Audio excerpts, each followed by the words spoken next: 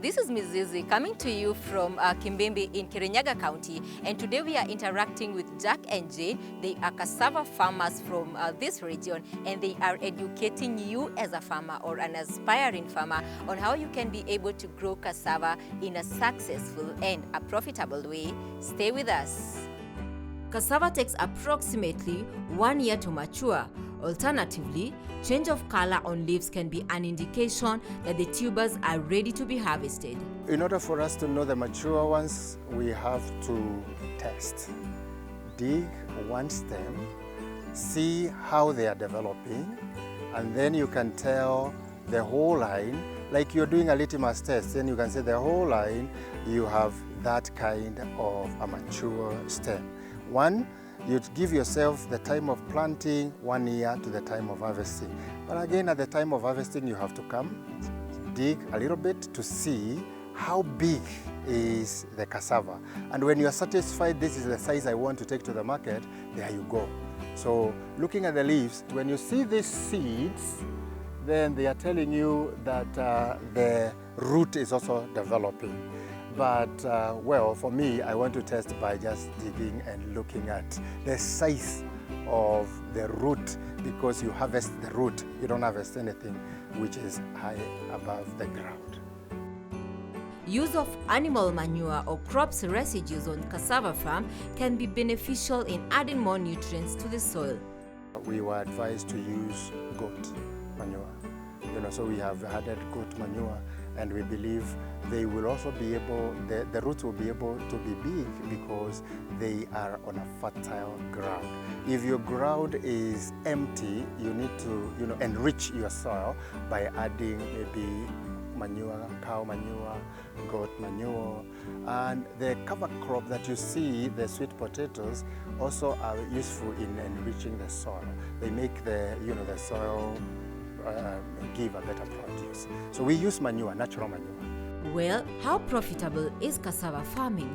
According to James, just one stem of cassava can produce up to 10 kg of cassava.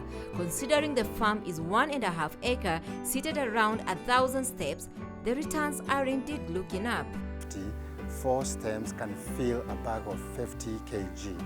So 4 stems. Now in this one stem going this way, one line going this way, we have about 100 stems.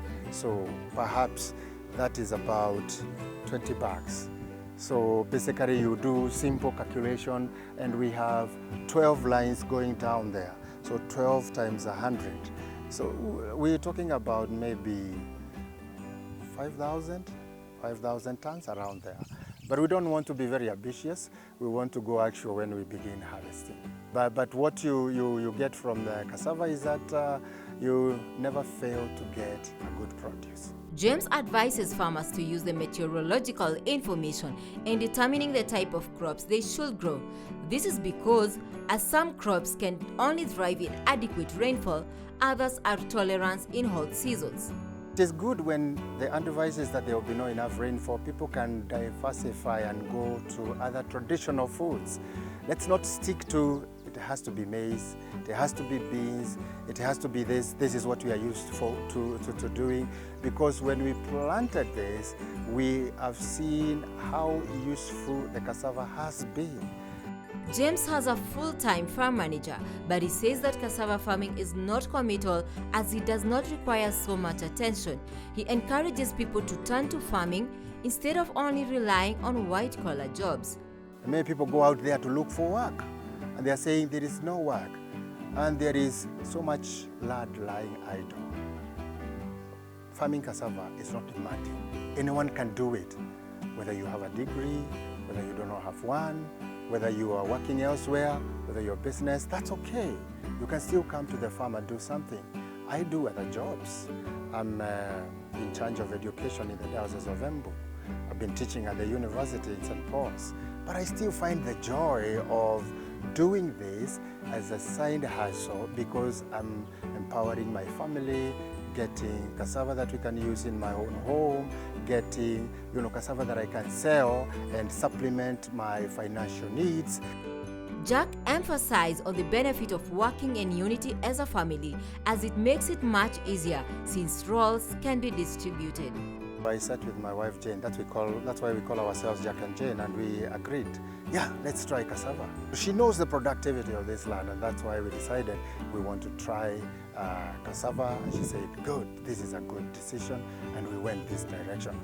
Thank you so much for keeping it KTN Farmers TV. This is Mizizi. One of the things so far we have learned from Jack and Jane is that they first did their research, they did their homework, they visited Karo where they were advised on the correct variety and even how to plant it so that they could be able to get the kind of results they were expecting. So stay with us, there is still more in store for you. This is Mizizi.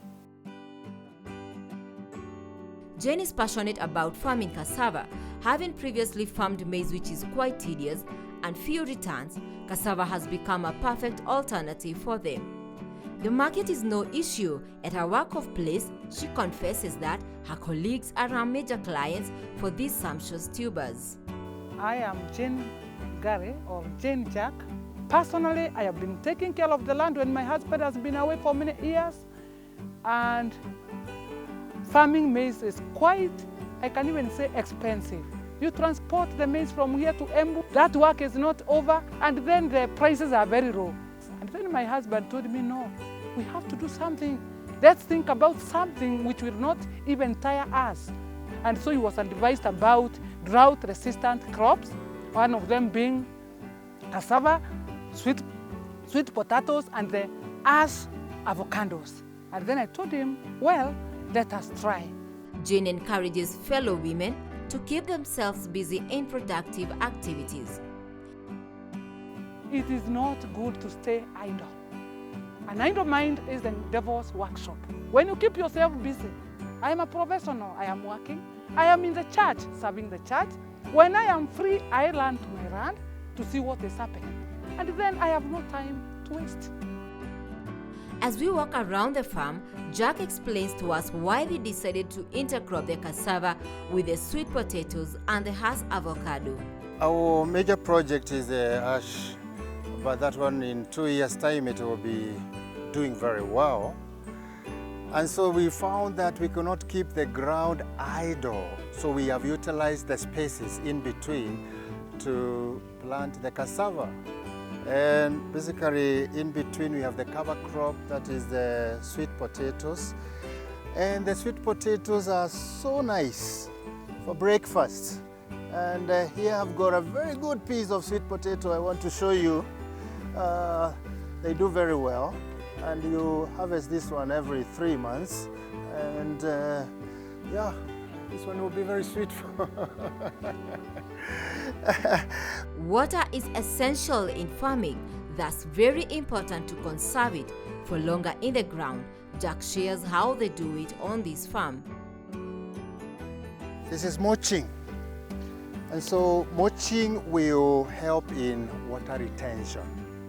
You can see on every farm, like what Jane is doing right here, she's just ensuring this tree is the mulching is properly done down there. So a little rainfall will retain a lot of water there, because when the sunlight comes, instead of the water drying up, it's held by that mulching.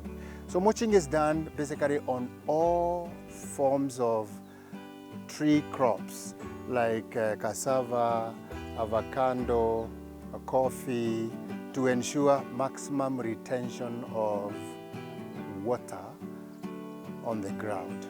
Thank you so much for keeping it KTN Farmers TV. This is Mizizi. So the other lesson that you have learned on this farm is the intercropping, and Jack and Jane decided to intercrop their cassava together with the sweet potatoes and the hass avocado, and that is just for maximum utilization of their 1.5 acre land. So stay with us as we keep learning more on this episode of Mizizi from Kimbimbi in Kirinyaga County. Stay with us. Social media is a big platform when it comes to advertising. Jane shares how marketing their produce online has boosted their sales in the past. Sometimes we market our produce in the media, Facebook, I remember last year when we had a lot of melons. At the beginning of last year, this farm was full of melons. And I realized that my husband posted it to the media through the Facebook and through the WhatsApp. And I want to tell you, people from nowhere started calling him. And our melons were marketed. They were all sold. Actually, if you get a big melon, about 10 kilograms, you can imagine how much is that if 1 kilo was going at 20. And so at the end of the day, we were really blessed because of marketing what we have. I believe you also came to our farm because he posted this to the media and said that he's doing some cassava planting and cassava farming. And so we have been able to reach you just because of the media. And I believe we'll continue doing so. When these other major crops start picking up like the avocado, I believe we will be in a better position than we are now.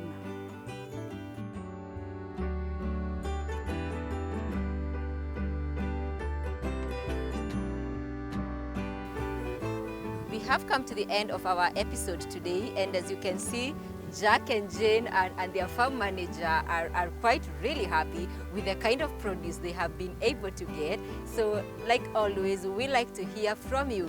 Give us your feedback through the number that is on your screen. And if you would also want us to visit your farm, let us know where it is and how we can find you. And we will be more than happy to come and share your story with the rest of the Kenyans. Until next time, it's bye-bye from us.